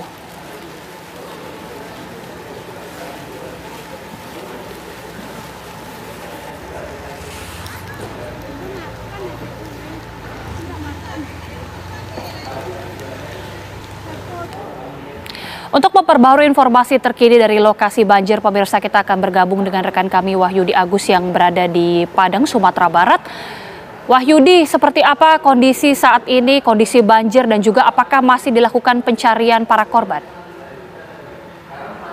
Ya, dapat kami kabarkan pemirsa dari Padang, Sumatera Barat terkait dengan kejadian peristiwa longsor atau banjir bandang yang biasa disebut galodo di pesisir selatan, bahwa perlu kami update informasinya hingga malam ini korban bertambah menjadi 27 orang. Dengan demikian untuk peristiwa longsor di Kecamatan Koto 11 Tarusan itu berjumlah 11 orang dan 8 orang sudah ditemukan, sementara 3 korban lagi masih dalam pencarian tim SAR gabungan. Kemudian untuk di Langgai, Kabupaten Pesisir Selatan di Kecamatan Sutra, korban yang berjumlah diketahui berjumlah 10 orang sudah ditemukan, 6 orang korban dan 4 korban lagi masih ditemukan. Kemudian tidak hanya di situ, di Kecamatan Lengayang juga terdapat 1 orang korban yang merupakan seorang balita dan sudah ditemukan. Kemudian korban yang terakhir adalah yang diketahui berasal dari Nagari Lumpuh, Kecamatan Bayang berjumlah 1 orang korban. Nah, total korban keseluruhan itu adalah 23 dan sudah beberapa orang juga sudah ditemukan dari pasca longsor yang terjadi di Kabupaten Pesisir Selatan sendiri. Nah, sementara itu untuk jalur dari Padang menuju ke Painan sendiri sudah perlahan sudah mulai dibuka dengan dilakukan pembersihan menggunakan alat berat, yaitu pukul 4 sore tadi sudah bisa dilalui meski dalam keadaan kondisi buka tutup, namun pengendara juga diminta untuk berhati-hati melalui jalur tersebut di mana sisa endapan lumpur maupun tanah yang menutup badan jalan hingga 50 cm itu sudah disingkirkan ke pinggir jalan meski belum dikeluarkan dari pinggir jalan, namun untuk sementara waktu memang petugas mengutamakan agar lalu lintas menuju dari Padang ke Painan, Painan ke Provinsi Bengkulu bisa dilalui. Demikian. Artinya masih ada berapa korban lagi yang masih dinyatakan hilang dan bagaimana kemudian upaya dari petugas untuk terus mencari para korban? Apakah ada kendala yang ditemui? Ya, untuk sementara dari korban yang masih ditemukan yaitu untuk di lokasi banjir bandang di Tarusan terdapat 3 korban yang masih dicari. Kemudian di Langgai, Kecamatan Sutra ada 4 korban lagi yang masih dalam pencarian. Saat ini petugas berjibaku mencari korban tersebut terutama dari kantor STAR Pesisir Selatan yang di backup langsung oleh kantor STAR Provinsi Jambi dan Provinsi Bengkulu. Dan ini juga sedang dalam pencarian karena kondisi cuaca maupun kondisi medan yang menuju ke lokasi masih banyak melalui titik longsor. Akhirnya petugas sedikit mengalami kewalahan dalam persoalan pencarian korban ini. Kemudian di Langgai sendiri masyarakat sekitar masih terus mencari korban yang terutama mereka yang masih dari keluarga mereka di kawasan tersebut. Baik, kita mengharapkan korban ini bisa segera ditemukan. Terima kasih Wahyudi, informasi langsung dari Padang, Sumatera Barat. Selamat bertugas kembali dan jaga selalu keselamatan Anda. Pemirsa, jalan penghubung antar desa Cipakem Mekarsari Kabupaten Kuningan, Jawa Barat terputus setelah diguyur hujan deras seharian pada Selasa malam yang lalu. Akibatnya sejumlah kendaraan roda 2 maupun roda 4 yang akan beraktivitas tidak bisa melintas. Seperti inilah pemirsa jalan putus di Desa Cipakem, Kecamatan Maleber, Kabupaten Kuningan, Jawa Barat.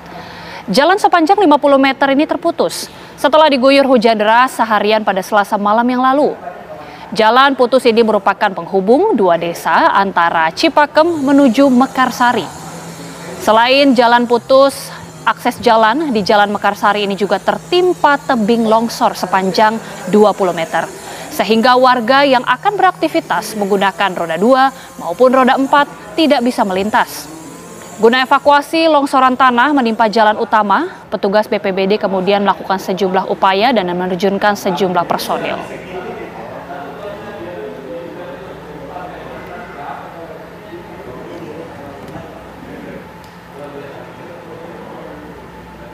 Sesaat lagi Apa Kabar Indonesia Malam masih akan menghadirkan sejumlah narasumber pemirsa untuk berdialog mengenai apa sebenarnya penyebab dari seorang ibu kandung yang tega membunuh anak kandungnya sendiri yang masih berusia 5 tahun.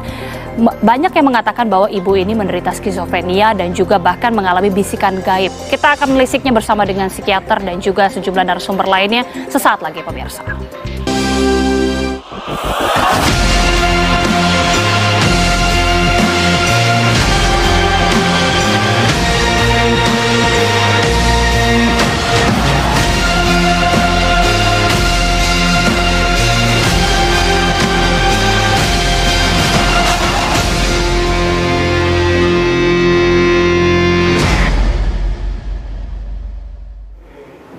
Ya, jika tadi Ibu Vivi mengatakan bahwa gejala gangguan jiwa ini tidak mungkin muncul tiba-tiba, pasti sudah ada gejala-gejala sebelumnya. Tapi apakah sang suami ini juga sebenarnya sudah melihat?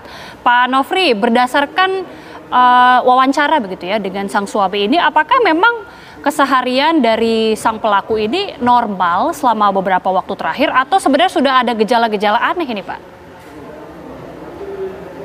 Jadi memang seperti tadi dijelaskan oleh ibu psikolog gitu kan, bahwa memang di hasil wawancara kita terhadap pelaku memang ada kondisi-kondisi yang berpikir lompat-lompat yang tidak saatnya sistematis, saatnya lompat-lompat gitu. Kayak misalkan pada saat dia bercerita mengenai mengasuh, tiba-tiba muncullah halusinasi, misalkan dapat bisikan, bahkan ada satu kondisi di mana tiba-tiba dia sujud gitu ya, sujud yang membuat kondisi itu terdistrak lagi cerita awalnya. kayak gitu.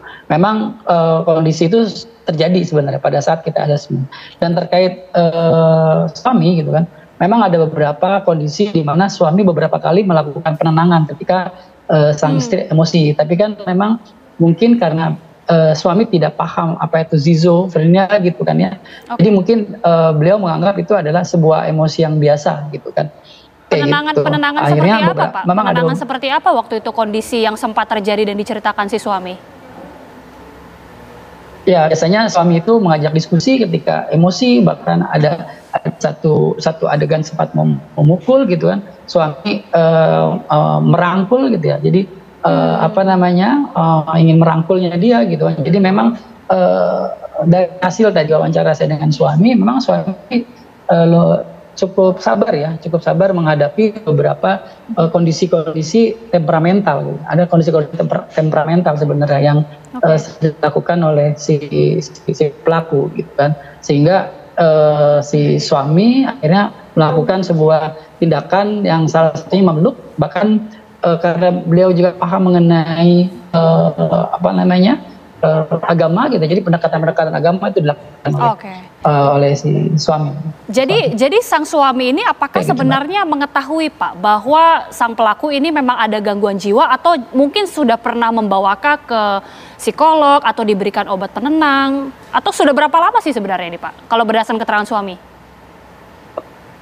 Iya, jadi memang suami sebenarnya pernah tadi ingin mengajak ke psikolog, tapi memang pelaku tidak ingin gitu. Tapi akhirnya karena suami juga bisa menenangkan, karena kondisi kadang-kadang lompat gitu, tiba-tiba dia emosi dan akhirnya netral lagi, dan itu jedanya lama biasanya. Kejadian itu sebenarnya jedanya lama kayak gitu.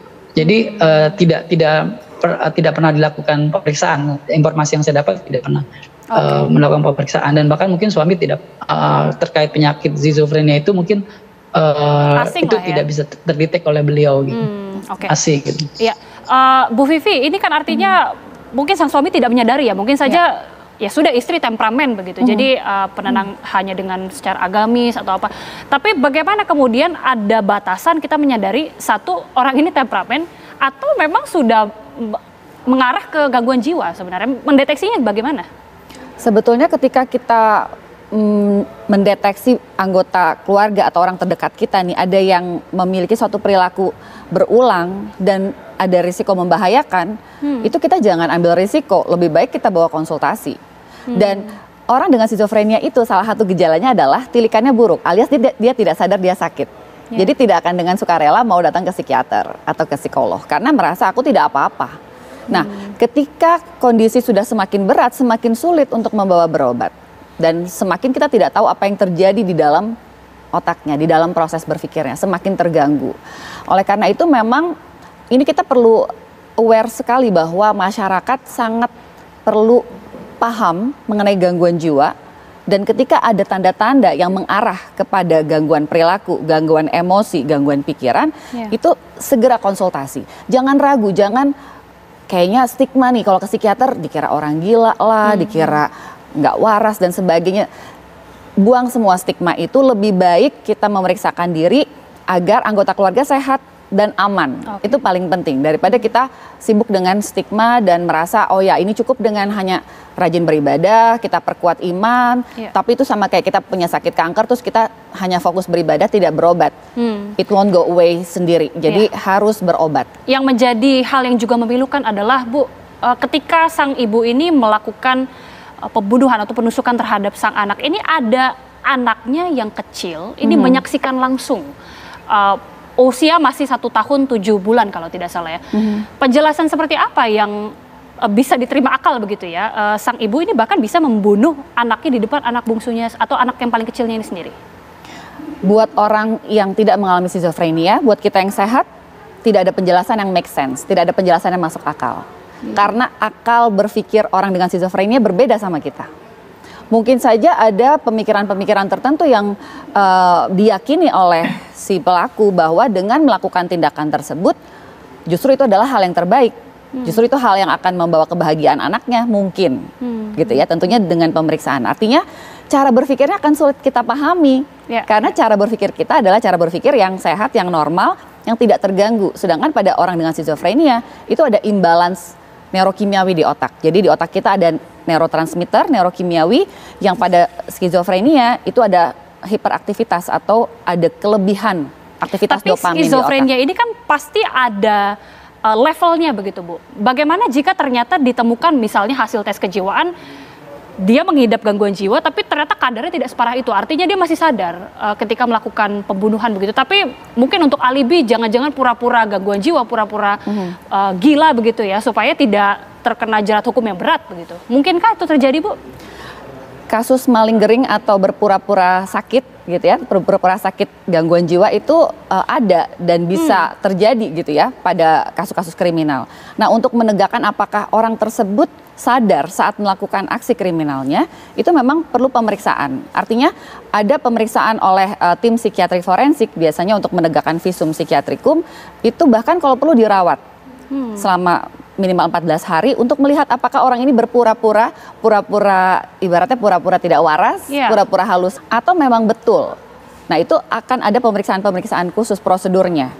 Sehingga kita bisa memastikan bahwa di saat melakukan aksi kriminal, dia dalam kondisi sadar penuh terhadap tindakan dan konsekuensinya atau tidak gitu ya. Jadi tidak semua orang bisa serta-merta bilang aku gangguan jiwa, aku skizofrenia.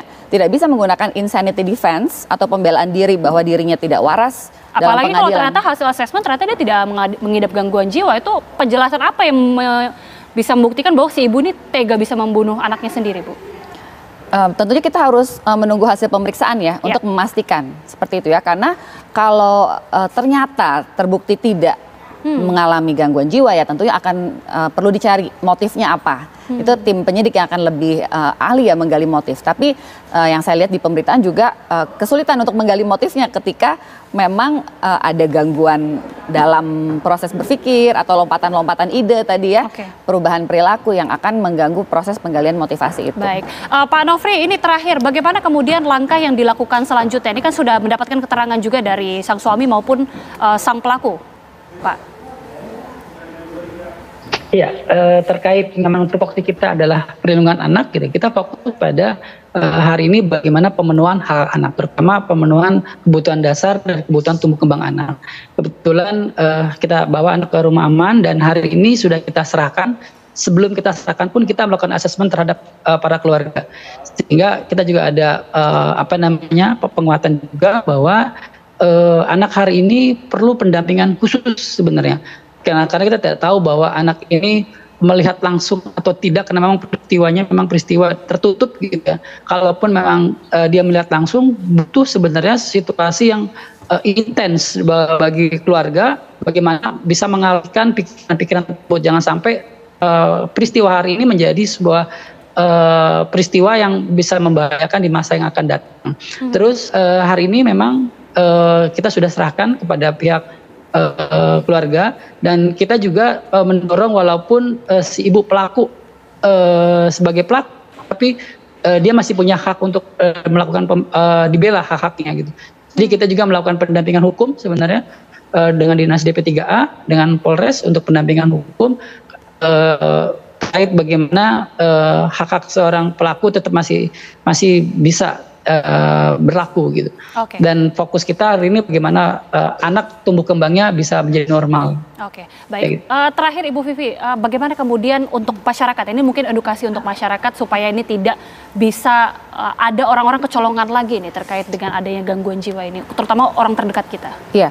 Untuk masyarakat penting sekali untuk mengedukasi diri tentang gangguan jiwa, apa saja gangguan jiwa dan bagaimana gejala-gejalanya. Dan bagi masyarakat juga perlu aware apabila ada anggota keluarganya yang memiliki perubahan pada 3P. Perubahan pikiran, perubahan perasaan atau emosi, pola emosi dan juga perilaku. Ketika ada perubahan-perubahan ini segera coba bawa untuk berkonsultasi agar diperiksakan kondisi kesehatan jiwanya. Baik, terima kasih Ibu Vivi dan juga terima kasih Pak Nofri sudah bergabung bersama kami di Apa Kabar Indonesia Malam. Sehat-sehat selalu Bapak dan juga Ibu, dan pemirsa, informasi tadi juga sekaligus menutup perjumpaan kami di Apa Kabar Indonesia Malam. Benar sekali Agita, perbincangan cukup menarik. Ini bisa menambah informasi kita dan juga kewaspadaan. Tapi kita harus menutup Apa Kabar Indonesia Malam. Saya Cica Anissa dan saya Agita Mahlika mengucapkan terima kasih atas kebersamaan Anda. Selamat malam. Sampai jumpa.